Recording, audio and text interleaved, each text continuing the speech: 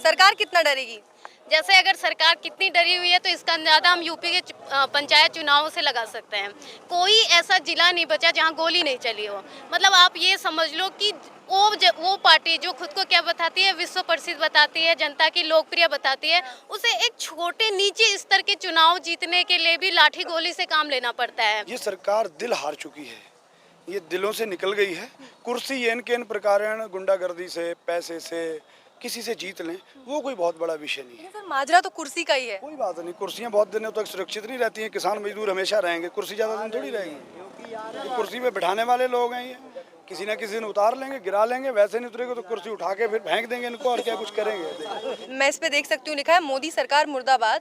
दूसरी तरफ कुछ सर्वेज है वो बताते हैं कि मोदी जी लोकप्रिय होते जा रहे हैं, ग्लोबली विश्व भर में सबसे ज्यादा लोकप्रिय नेताओं में शुमार हो गए वो। दरअसल वो उनकी मीडिया है, वो जो दिखाएगी वो वही देखेंगे। और अगर ऐसे देखा जाए तो हम जनता सबसे महान है, जनता जानती है कि मोदी सरकार क्या है। नमस्कार, आप देख रहे हैं बहुजन टीवी और मैं हूं आपके साथ पूजा। और जैसा कि आपको पता है हम मौजूद हैं मुजफ्फरनगर में। यहाँ ऐतिहासिक महापंचायत अब अपने अंत की ओर बढ़ रहा है। लोग देख सकते हैं आप, किसान नेता और जो भी लोग हैं वो अब धीरे धीरे करके यहाँ से रवाना हो रहे हैं। तो जैसे कि एक फिल्म के बाद उस फिल्म का रिव्यू लेने के लिए लोग पहुँचते हैं कि फिल्म कैसी रही, कितनी हिट रही, कितनी फ्लॉप रही, कितना असर होगा उसका, ऐसे ही एक तरह से हम आपको रिव्यू दिखाते हैं कि आज की इस ऐतिहासिक महापंचायत का कितना असर रहा है, क्या कुछ इसके नतीजे निकल के आएंगे, जो लोग यहाँ से जा रहे हैं अब अपने साथ क्या विचार लेके जा रहे हैं। और अब आने वाले दिनों में जैसा कि किसान नेताओं ने ऐलान किया है कि पूरे देश भर में ऐसे ही महापंचायतों का आयोजन होगा और इसके जरिए न सिर्फ उत्तर प्रदेश और उत्तराखंड जैसे राज्यों में बल्कि पूरे देश भर में मोदी सरकार और उनकी हर स्टेट में जहां उनकी सरकार है उन्हें घेरने की कोशिशें की जाएंगी। और अब सिर्फ 3 कृषि कानूनों की वापसी और एमएसपी की कानूनी गारंटी को जामा पहनाना, इतने भर ही मांग नहीं है किसानों की। अब किसान नेता इससे आगे बढ़ के देश को बचाने और देश की संपत्ति को बेचने के सरकार के फैसले का भी खुलकर विरोध करने लगे। जो महापंचायत थी, क्या आप लोगों में जो भी आज चर्चाएं हुई और जो भी आप लोगों ने संबोधन किया किसान नेताओं का और किसानों का, क्या फैसले लिए गए? आज की पंचायत में एक राय सारे देश भर के किसानों और मजदूरों ने करनी थी कि 9 महीने से सरकार ने हमारी बात को नहीं सुना। तो आज हमने पूरे देश भर के किसानों ने, मजदूरों ने ये सलाह की है कि जो सरकार, जो पार्टी 9 महीने से किसान मजदूरों को नहीं सुन रही, इसका मतलब ये सरकार ना किसानों की है ना मजदूरों की है। भविष्य में इस सरकार को उखेड़ने के लिए, सरकार को कुर्सी से हटाने के लिए जो लोकतांत्रिक अधिकार है हमारा, उस पर हम विचार करेंगे।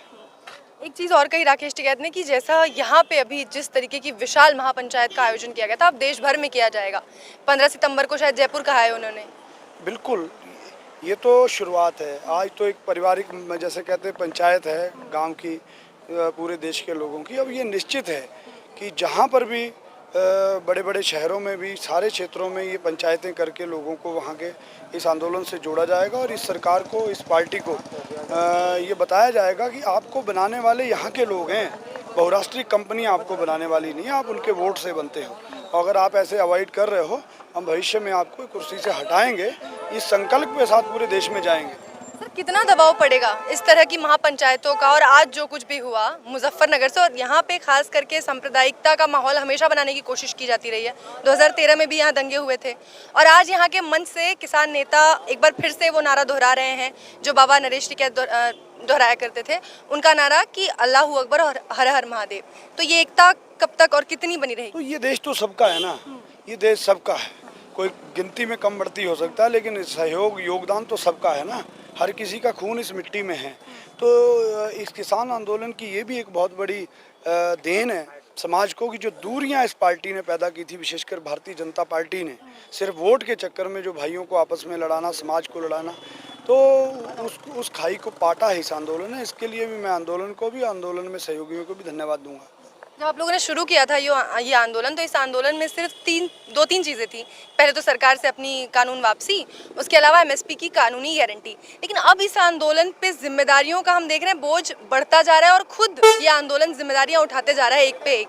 पहले उत्तर प्रदेश के किसानों का आपने जिम्मा लिया कि उनकी बिजली का दाम कम हो, उनकी कर्ज माफ़ी हो, बाकी चीज़ें। और अब हम देख रहे हैं कि देश में मोदी सरकार के जो कारनामे हैं उनके खिलाफ भी अब एक तरह से मोर्चा खुलेआम आज यहाँ के मंच से खोल दिया गया है। तो देखिए, ये जिम्मेदारियां उठाने में जी कितने सक्षम बिल्कुल, हो? ये जिम्मेदारियां सारी देश के मजदूर किसान ही तो उठाएंगे। इस देश को पाने वाले, इस देश की लड़ाई लड़ने वाले इस देश के मजदूर किसान हैं, इस देश को बनाने वाले मजदूर किसान हैं, तो आज बचाने वाले भी तो मजदूर किसान ही तो होंगे। वो किसी भी क्षेत्र की लड़ाई हो। ये ठीक बात है कि 3 कानून और एमएसपी की गारंटी का जो महत्वपूर्ण मुद्दा है, वो इसलिए महत्वपूर्ण हो जाता है कि अभी तक हम गन्ने के रेट पे लड़ते थे, फसलों के रेट पे लड़ते थे, हमारा भुगतान हो जाए, हमारी गेहूं तुल जाए, उस पे लड़ते थे। लेकिन अब तो सरकार ने जो सौदा है वो पूरी की पूरी हमारी ज़मीन का ही कर दिया, मान लो हमारी खेती का, हमारी ज़मींदारी का ही कर दिया।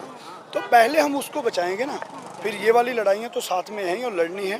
मजदूर की भी लड़ाई लड़नी है, किसान की भी लड़नी है, कर्मचारी की भी लड़नी है, सबकी मतलब अब अगर आपकी जो मांगे थी शुरुआत में इस आंदोलन में कि अगर आपके कानून वापसी ले लिए गए और साथ ही आपके कृषि एमएसपी की गारंटी दे दी गई, कानूनी गारंटी, उसके बाद भी यह आंदोलन अब सरकार के खिलाफ जारी रहेगा? देखिए, ये तो संयुक्त मोर्चा ने निर्णय लेना है, ये कोई एक व्यक्ति निर्णय नहीं ले सकता। ये जो भी संयुक्त मोर्चा आगे से तय करेगा वही लड़ाई लड़ी जाएगी।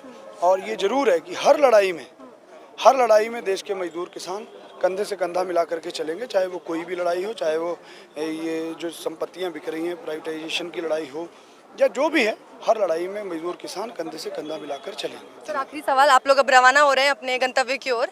आज के इस आयोजन का सच में ऐतिहासिक एक महत्व देखने को मिला, लेकिन एक तरफ जहां आप कह रहे हैं कि सरकार को आप सत्ता से हटा देंगे, उसकी जितनी भी उसका घमंड है, अहंकार है, वो टूट जाएगा, दूसरी तरफ सरकार जो है वो लगातार दावे कर रही है। उत्तर प्रदेश की हम बात करते हैं, उत्तर प्रदेश में सर्वे किया जाता है नेशनल मीडिया के जरिए, वो बताते हैं कि दोबारा से बीजेपी और योगी आदित्यनाथ की सरकार वापस आ रही है और वो भी बहुमत के साथ। दो अलग अलग बातें होती हैं, सत्ता पा जाना, चुनाव जीत जाना या दिल जीत जाना। ये सरकार दिल हार चुकी है, ये दिलों से निकल गई है। कुर्सी येन केन प्रकारण गुंडागर्दी से, पैसे से किसी से जीत लें, वो कोई बहुत बड़ा विषय नहीं है। सर, माजरा तो कुर्सी का ही है। कोई बात नहीं, कुर्सियाँ बहुत दिनों तक सुरक्षित नहीं रहती हैं। किसान मजदूर हमेशा रहेंगे, कुर्सी ज़्यादा दिन थोड़ी रहेगी। ये कुर्सी पे बैठाने वाले लोग हैं, ये किसी ना किसी दिन उतार लेंगे, गिरा लेंगे, वैसे नहीं उतरेगा तो कुर्सी उठा के फिर फेंक देंगे इनको, और क्या कुछ करेंगे। चिंता मत करो। कहाँ से आए थे आप लोग? हम लोग हरिद्वार से आए। सब लोग? यस। तो ये आंदोलन में आज जिस तरीके का एक ऐतिहासिक फैसला था, क्या कुछ हुआ आज?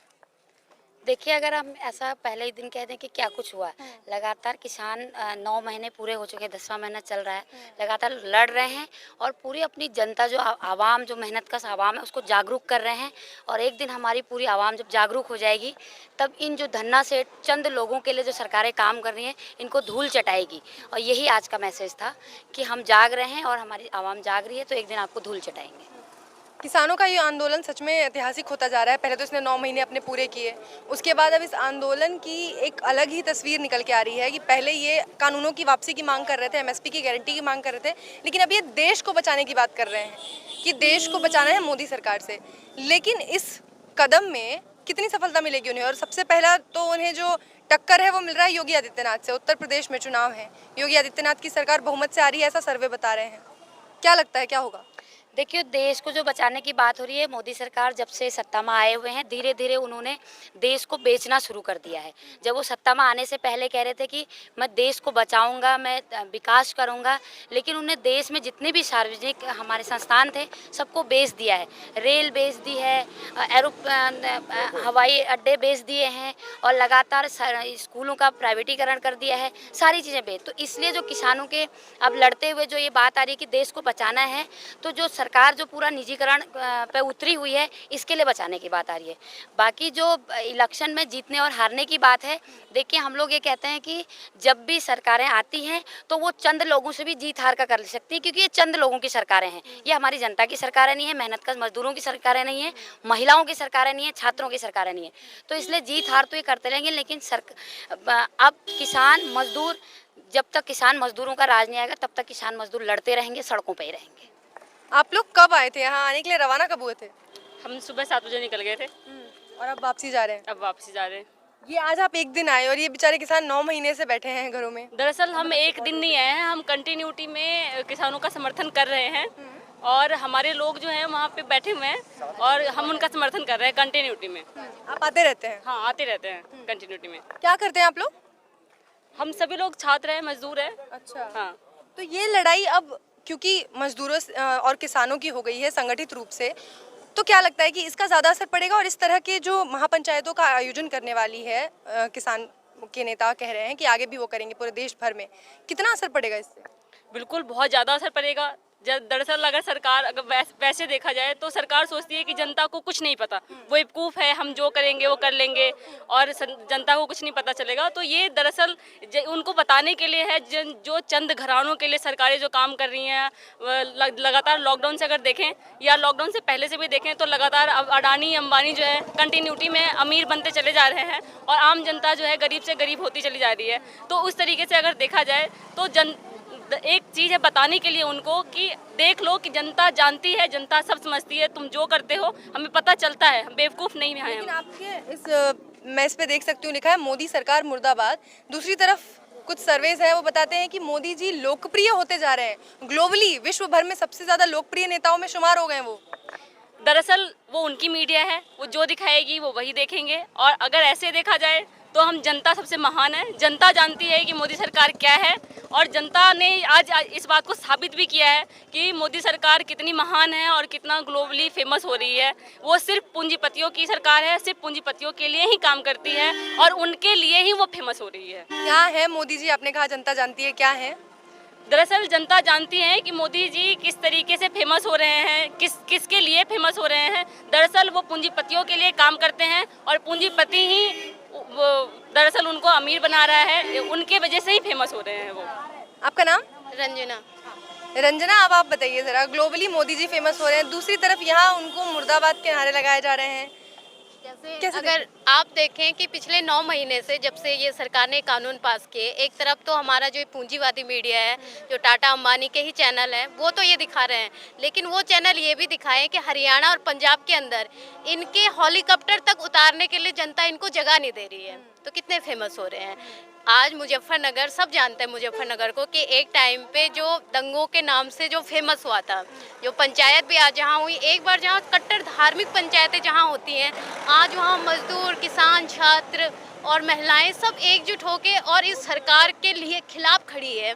तो आप समझ सकते हैं कि आम जनता तो ये है जो सड़कों पे दिख रही है। हाँ, जो एसी के रूमों में बैठ के न्यूज जो क्या कहते हैं एंकर हैं, वो बात करे कि मोदी फेमस हो रही है, मोदी फेमस हो रहे हैं, तो उनकी बात का तो क्या कर सकती है जनता। तो हम है ना, सड़कों पे हैं। बड़े ही कड़े शब्दों में आपने सरकार को चेतावनी दे दी है। तो आज के इस महापंचायत के बाद हम क्या उम्मीद कर सकते हैं कि अब आगे सरकार कितना डरेगी? जैसे अगर सरकार कितनी डरी हुई है तो इसका अंदाजा हम यूपी के पंचायत चुनावों से लगा सकते हैं। कोई ऐसा जिला नहीं बचा जहां गोली नहीं चली हो। मतलब आप ये समझ लो कि वो पार्टी जो खुद को क्या बताती है, विश्व प्रसिद्ध बताती है, जनता की लोकप्रिय बताती है, उसे एक छोटे नीचे स्तर के चुनाव जीतने के लिए भी लाठी गोली से काम लेना पड़ता है। महिलाओं के हैदराबाद के चुनाव जब हुए थे तब भी हमारे गृह मंत्री पहुंच गए थे प्रचार करने। हाँ, वही हम देख रहे हैं कि इतने की मतलब जब उनके अपने, तो उन्होंने यहाँ तक कि विरोधियों को पर्चा तक नहीं भरने दिया, नामांकन तक नहीं करने दिया। तो हम ये कह सकते हैं कि चुनाव में तो ये अपनी तरह तरह की राजनीति, तमाम तरह के एजेंडे भिड़ाते हैं और ये इनको दिखाते हैं कि वास्तव में कितने डरे हुए हैं। मतलब यही तो दिखाता है ना, छोटे से निकाय चुनाव में आपको अपनी पूरी ताकत लगानी पड़ रही है, तो हकीकत तो वहाँ खुल रही है।